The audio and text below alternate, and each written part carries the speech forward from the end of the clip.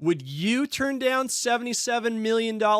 Because that's what Utah Mammoth forward Logan Cooley did this week. We talk about that, plus preview the Mammoth's opening night matchup against the Colorado Avalanche and discuss 1 year of NHL hockey in Utah. You're listening to SLC Puck. Cue the music. Let's go.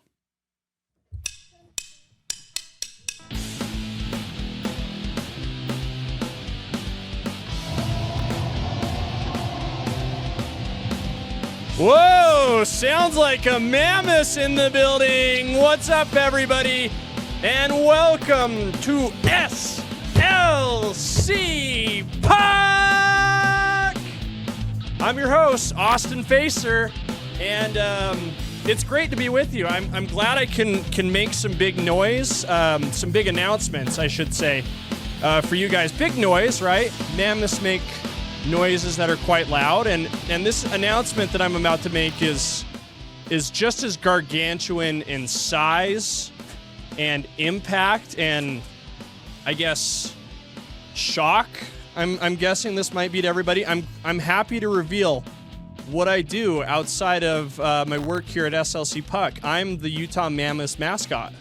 This might surprise some of you. Like, you're like, Austin, how are you so informed on everything that's been happening with the team? And it's simple. It's because I'm the mascot. I'm the mascot that's going to be revealed on October 15th at the Delta Center. I don't know if you guys saw this. This was kind of circulating around the webs today. They sent out, by they I mean the team sent out an invite to the Plaza Party on the 15th for the home opener, which is just less than a week away now. By the way, it's exactly a week away.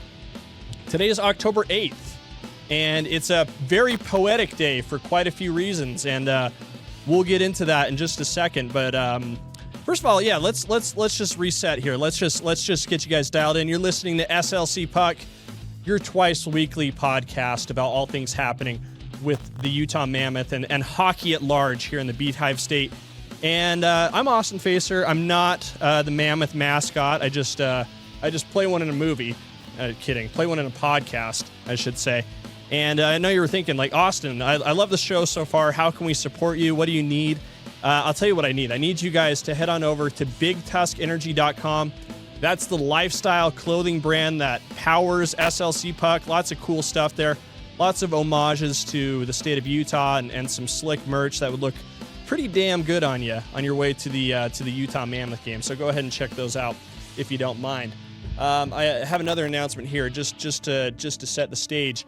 Watch party for Utah's season opener tomorrow. They hit the road and take on the Colorado Avalanche at the Ball Center. It used to be the Pepsi Center, but now it's the Ball Center. And yeah, that's where the game's going to be tomorrow. And tell you where we're going to be. We're going to be at a bar named Sue's on State Street in Midvale. We have all the information for that available at slcpuck.com, so make sure you head over there as well. We're taking over the bar. We're packing the bar named Sue, I should say.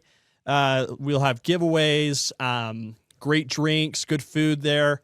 We'll have the game on. They're going to have like these big projector screens there with the game on, and I'll be on the mic at intermission giving stuff away, and we'll have a blast. We did 3 of these watch parties last year, and they were a ton of fun. So looking forward to seeing everybody there. That should be very, very entertaining. And I feel so excited. My heart is beating out of my chest for this. I've done 149 episodes of SLC Puck already, but this one feels like particularly special. It's a very poetic night, as I was saying just a moment ago. October 8th, we're sitting here in the year 2025, and it was 1 year ago today that I was sitting in the Delta Center watching Utah's NHL franchise take the ice for the first time officially. I have the commemorative puck right here. This is not the one that I got at the door, but this is one I purchased. Game against the Chicago Blackhawks. Utah won 5-2. Dylan Guenther scored the first ever goal. He became the answer to a trivia question, right? It's been really amazing what's happened since. Like today, for example, again, so many things have been happening today. It's been crazy. I was set to record this episode a little bit earlier in the evening when suddenly I got an opportunity from someone who's been listening to my show, someone I know in real life as well. I know a lot of you guys are real people out there.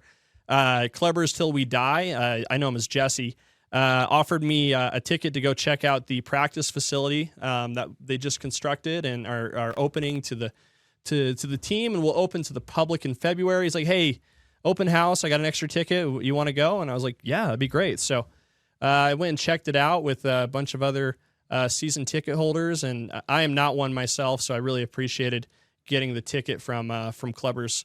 But it's such an amazing facility they have in Sandy, and you walk in and it kind of like takes your breath away. For one, because it's very cold. I don't know if you guys knew this. Hockey's played on ice. It's very cold in the places where this game must be played.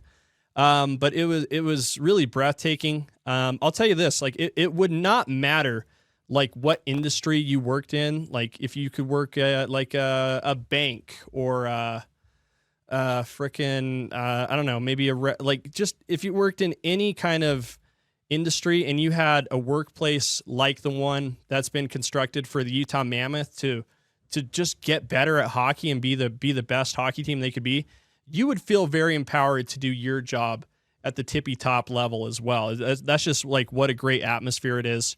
You know, it was obviously empty, right? You know, the players weren't there. They're on their way to Colorado already. I'm sure they're there by now. But you just kind of got the feeling walking around that like this was a place where like there's a lot of synergy is created and a lot of teamwork and a lot of like collective energy towards one goal happens. And it just, you kind of just feel like the presence of like magic. Like you can just tell that like when people are in there all working towards the same goal, that something really incredible is happening in what used to be like what used to be there, like Dillard's.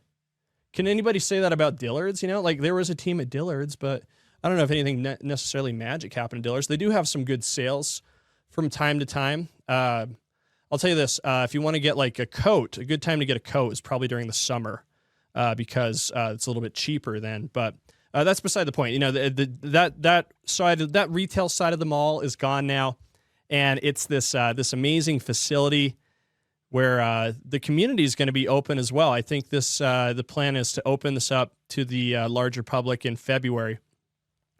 And I just walked in and I just like I felt like a 9-year-old again, and I felt like a kid again for over a year now, because that's what this like team has done for me.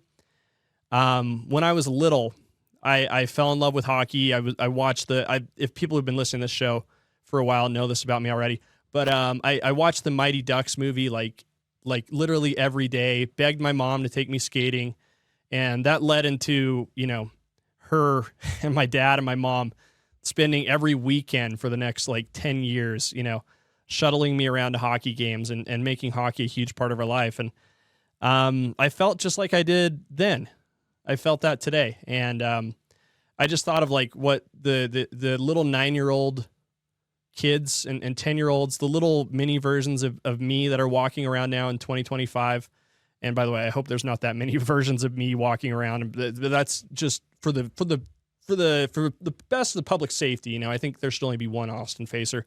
But it's just like it's so great for these like kids who are like falling in love with this game, and they have this like incredible new building that they're going to be able to go in and play and see their heroes, and now we have like a fantastic identity to build around. I love the Mammoth name, obviously. I don't know if you're listening to this on Apple or Spotify, you're missing the gag here. I'm wearing a funny costume today. It's a little cumbersome, but I think it's worthwhile for today's episode. And so again, like just fast forward a year ago, fast forward to today, and thinking about where we were a year ago, it's pretty cool. It's pretty amazing. I'm super excited.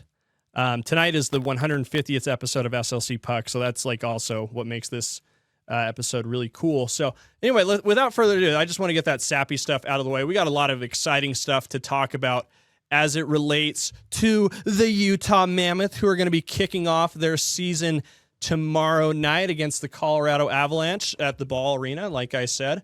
I think like the first thing we need to talk about is like the opening night roster, right? So it's kind of been like the fun storyline to talk about for a while. We're like, all right, who's in, who's out? Which one of these young kids is going to get their first crack at the NHL? Are we going to see TJ Ginla play in the NHL? Are we going to see Cole Baudouin? Are we going to see Daniil Boot? The answer to those questions is no, no, no. None of them made the opening night roster.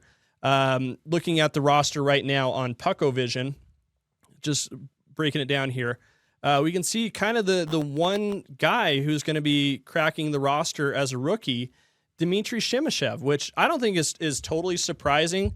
Just seeing how he's played in the preseason, seeing his demeanor, seeing the way he is pretty unafraid of people on the ice. I think like that's kind of what's jumped out to me. Like he doesn't seem to be aware that he should be like maybe a little bit intimidated by what's happening out there. He's just like he's. It makes perfect sense that he and Mikhail Sergachev are roommates because they sort of have a lot of the same, I guess, attitude or like. I mean this in the most positive way, like lack of respect, I guess, when they get stepped to. Like they stand their ground. They're tough guys. They're like, hey, listen, these chickens are our chickens. Don't come in here and disrespect our chickens. And in this sense, it's a metaphor.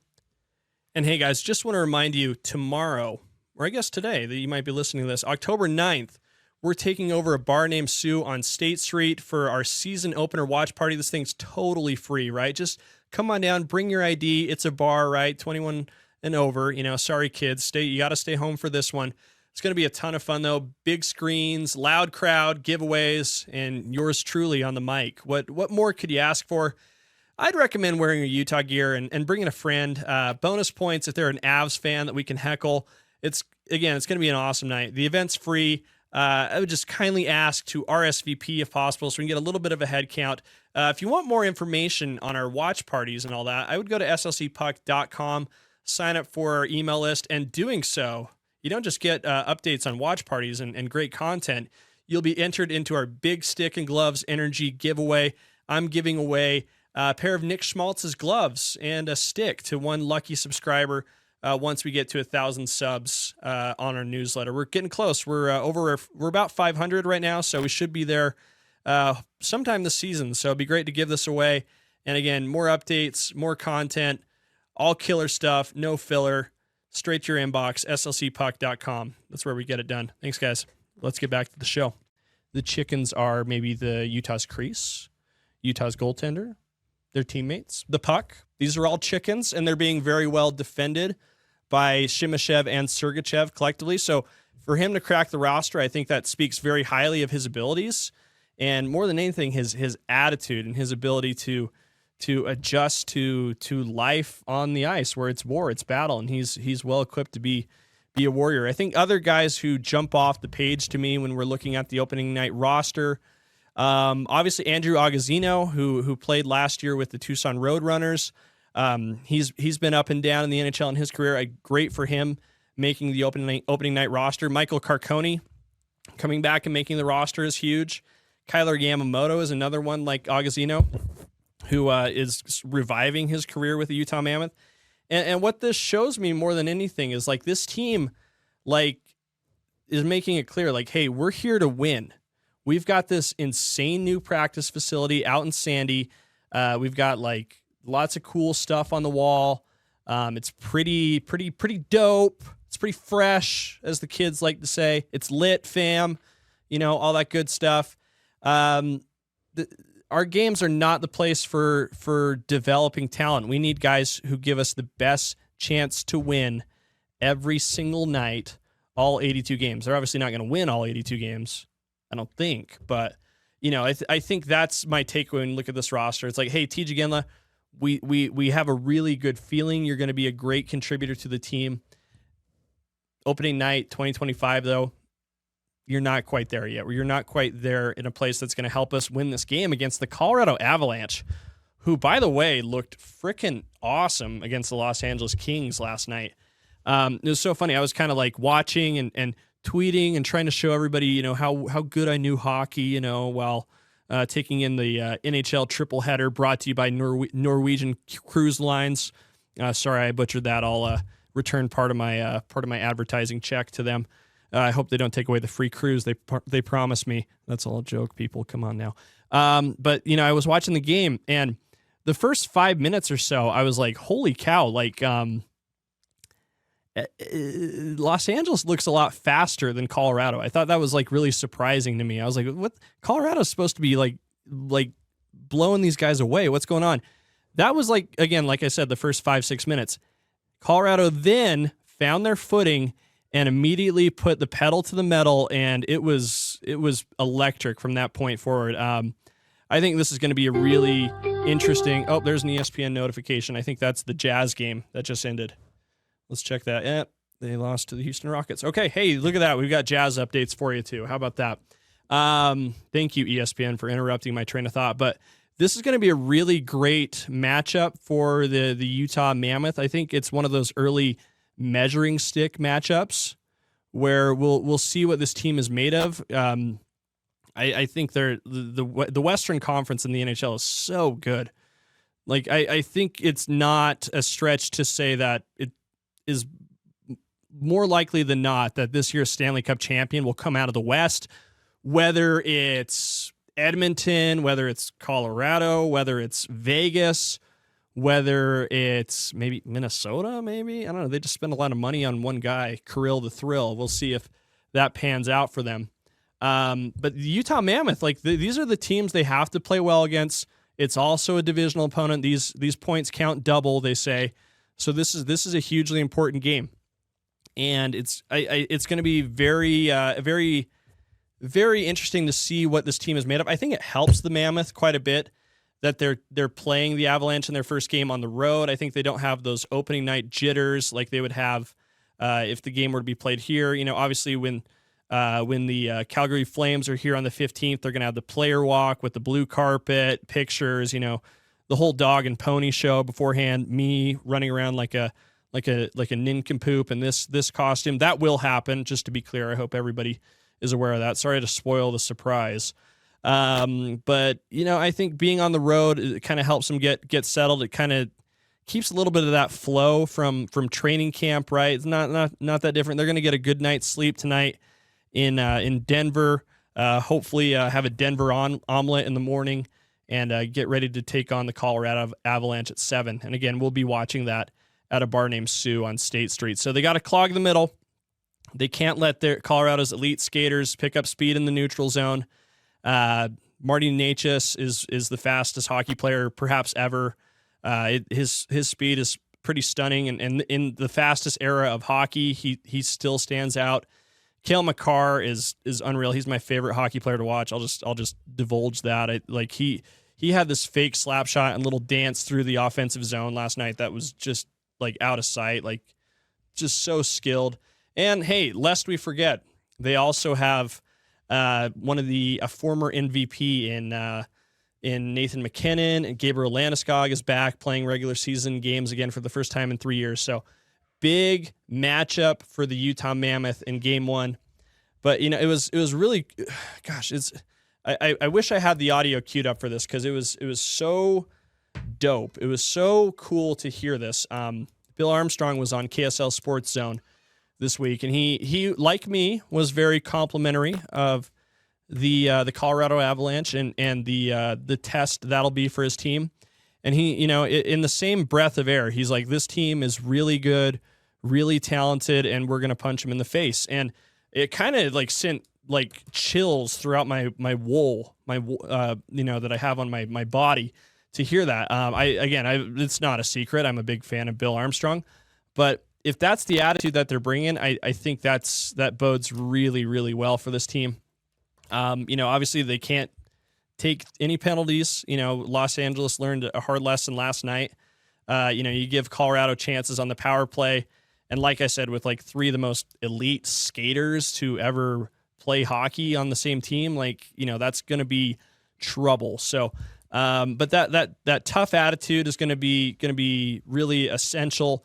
Having Lawson Krause in your lineup is huge. Jack McBain, Brandon Tanev, Kevin Stenlin, even little Michael Carcone, I shouldn't say little. I walked past Michael Carcone at the Oval about a week ago, and he's muscular. He's very thick.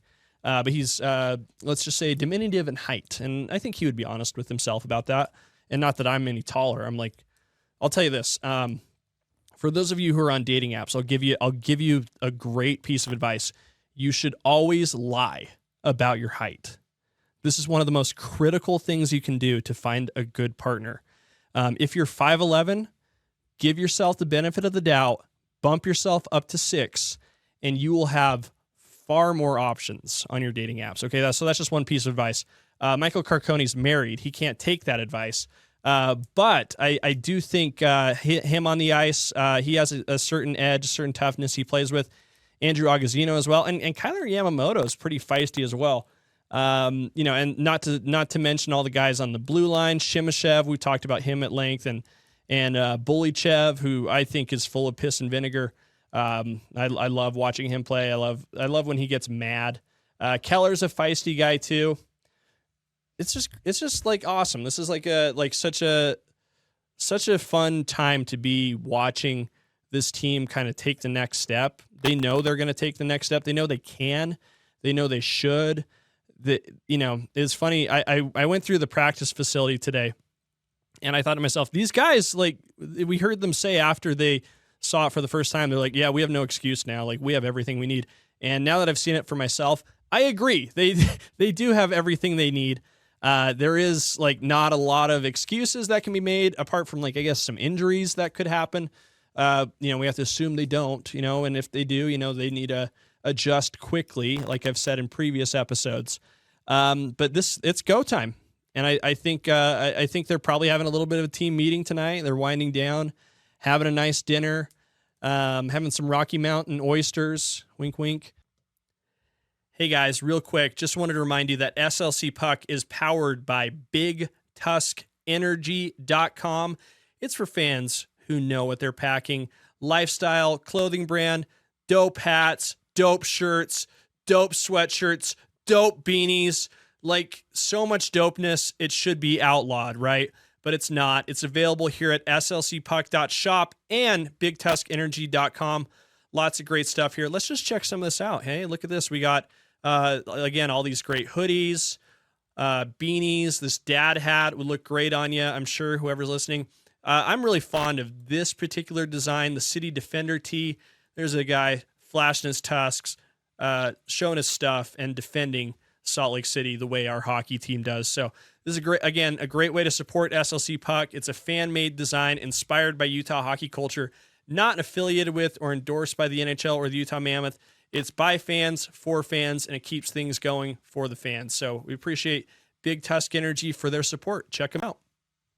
And getting ready to start this off on the right foot. I loved another Bill Armstrong-ism that I heard recently, where he said, "Game 1 is Game 7. That's how you have to play." And just makes me excited to watch it. And I'm excited we're going to be tuning in to watch it together at a bar named Sue. So again, please be there. And all the guys I just mentioned on the roster, I omitted one because we're going to spend a little bit more time talking about him right meow. And I'm referring, of course, to Logan Cooley. And let me ask you this out there, folks, those of you who are listening in. And my assumption out there is that a lot of you guys out there and gals would probably not say no to $77 million. I would not say no to $77. That makes it all the more intriguing that Logan Cooley reportedly turned down a pretty sizable contract extension. And just to get into the details here, he was offered a deal worth nearly $77, according to Frank Saravalli, who's now with Victory Plus TV. Congrats to him on the new gig. But he turned down an 8-year deal that had an annual average value of $9.6 million, which comes out to close to $77 million. So Logan Cooley says, "Thank you very much, Ryan Smith. I appreciate the offer. But no, I'm going to turn it down. And I'm going to take a contrarian take on this for just a second. Let's just say maybe he thought it was too much money. Maybe he thought the money would go to his head. He's like, you know what? I'm in it for love of the game. I've been watching this guy, SLC Puck. He does it for the love of the game. He doesn't get paid $8-9 million a year to do what he does best. And look at all the work he puts into that. How can I accept such money for what I do? I'll tell you this, Logan Cooley, big mistake. I would happily take $9.6 million to do this podcast. By the way, if anybody out there has $9.6 million that they have sitting around to spend on a podcaster this year, I'd be happy to take it. You can get in touch with me through all my social media platforms. But of course, I'm kidding, right? The reason why Logan Cooley turned down this contract is because he's got another number in his mind. And I think the number in his mind, and I'm not the only one who thinks this. I've seen quite a few people give this hot, spicy take, is 10. Logan Cooley wants a deal worth $10 million a year. And can he find himself worthy of that? They have until next July to get this deal done. Otherwise, it becomes subject to the new CBA, in which he'd only be able to sign a 7-year deal with Utah. In that case, like, the numbers would have to be juggled a little bit differently. But I think Logan Cooley probably wants to stay in Utah, get that long-term deal, the max deal, the 8-year deal. But I think to him, there's like, and I think to a lot of people, that number 10, and as far as $10 million a year, is very symbolic of something. Like, I think it's very aspirational. It's a nice round number. I think that's what he has in his sights, and I'm sure he's seeing other guys sign big deals. I think Jackson Lacombe signed a 7-year, $9 million deal with the Ducks. Correct me if I'm wrong. They're young defensemen over there. Obviously, Kirill Kaprizov held out a little bit in his negotiations with the Minnesota Wild and was able to squeeze out another $1 million per year. Connor McDavid signed a $12 million deal with the Edmonton Oilers for 2 years. 2 years on that deal, $12 million a pop. Obviously, most people are going to feel like that's a team-friendly deal. That's a bargain for McDavid, so that he can give them more flexibility in terms of building a Stanley Cup winner around him.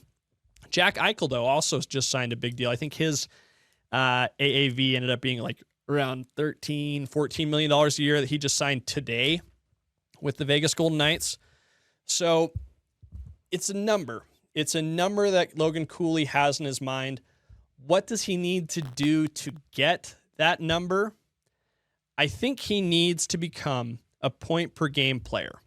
Now, this last season, he took a big jump. I believe his point total, and I don't have it near me right now, so I'm just going to guess. If I'm wrong, feel free to roast me in the comments, was 65. So a little bit less than like a point per game, right? Probably 0.8 points per game, 0.7, something like that. Again, I'm just doing math in my head. Not my strong suit. Apologies. But I think to get to that $10 million plateau, that's got to be kind of the expectation, is to be a guy who can put the puck in the back of the net at least once per game, whether scoring it yourself or assisting on a goal, whatever. Get it in once a game. We'll give you $10 million a year to do so. It's a good deal. I don't think I could get the puck in the back of the net once a game, every game in the National Hockey League. If I did, I would ask for $10 million as well. So I think again, these motivations are going to stack up for the Utah Mammoth. You know, we've talked about how Clayton Keller, I expect, will come firing out of the gates, wanting to secure a position on the Olympic team, sort of get his vindication, I think vindication is probably the right word. His upcomings from not making the Four Nations face-off roster last year. I think he wants to make the Olympic squad, and I think getting off to a hot start in the NHL season would certainly help his cause. And I think another guy with this motivation is now Logan Cooley, who is gunning for that $10 million a year contract and needs to earn it. And I think when these motivations build together, you mash them up like silly putty. You put them all in the same thing. You put them all in your hand, and you get a lot of silly putty, and you can build great stuff with all this silly putty. I'm not good at metaphors. I've been listening to a lot of Mike Folta lately. He's really good at metaphors, and that was the best I could do. So, what does that tell you? But you get this silly putty, and you can make something really fun with it, and it's exciting. We're going to see this silly putty that gets... I had no idea I was going to say silly putty so much on this episode, but I think you guys get the point. I don't see this necessarily being any reason to raise the alarms for the Utah Mammoth as it relates to Logan Cooley and his contract discussion. They'll hammer out a deal. He'll get his bag. It's just going to be, I think it's great that management is going to ask him to earn it. And if he does, that's good for him, and it's good for the team, and it's good for us as fans. And I think that's pretty exciting. So anyway, I was kind of saving the sappy stuff for the end. And unfortunately I did it at the beginning. So thank you for tuning in with me. I know that was kind of a little slug there at the beginning.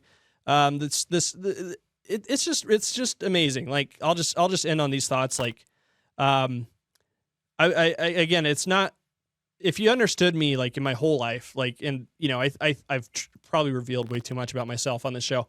That like, this just means so much to me. And, it's pretty amazing that I'm doing episode 150. It's cool that it's on, this date, August 8th. See, I messed this up already. I'm not good at the sappy stuff. October 8th. And, it was kind of funny when I started this podcast. I remember just telling somebody about it, what I was doing, and they asked how many episodes I had done. And I can't remember what it was. I said something like 35. This was in the summer. I was like, I think I've done 35 so far. And they were a little surprised. They're like, wow, how many are you going to do? And I said, I don't know. I don't know. I don't know what that number is. And it's still true. I have no idea how many episodes of SLC Puck I'm going to do. I think I'm going to do a lot. I'm going to do as many as I possibly can. And I just love that this has become something so fun. It means a lot to me that people come up to me and say thank you, and we appreciate the work. I don't get it, to be totally honest. I don't understand why I get so much appreciation for this, because this is honestly the most selfish thing I've ever done. I do love doing the show for you guys and making this funny and making you guys laugh, or trying to be informative, sometimes missing the mark on both. But I really am doing this podcast for me, for like that feeling I had when I was 9, and I was watching my dad work in sports media, and I was dreaming about being something like him professionally, and I was also falling in love with hockey at the same time. So this is just a 33-year-old, 9-year-old living out his dream. And so I so appreciate you guys for tuning in. We're going to have a lot of fun this season. Watch parties. We'll try to do one a month. Stay tuned. Stay posted on SLC Puck's social media. Go to slcpuck.com and sign up to win some stuff. I have all this stuff sitting around. I just want to give it away, just to show you guys how much I appreciate it. And so we'll wrap it up here. We got a big one tomorrow. We need to rest up. Get I hit that too early. Get hydrated, get excited. We'll be at Bar Names 2 on State Street tomorrow. Don't forget to follow, like, comment, subscribe here on YouTube. Leave a comment. Say, hey, good job, Austin. That'll make me feel good. Don't forget to follow me on social media at SLC Puck. Big Tusk Energy for merch. Follow my sister Sammy at SLC Puck Sam on Instagram. And we'll see you soon, hopefully tomorrow.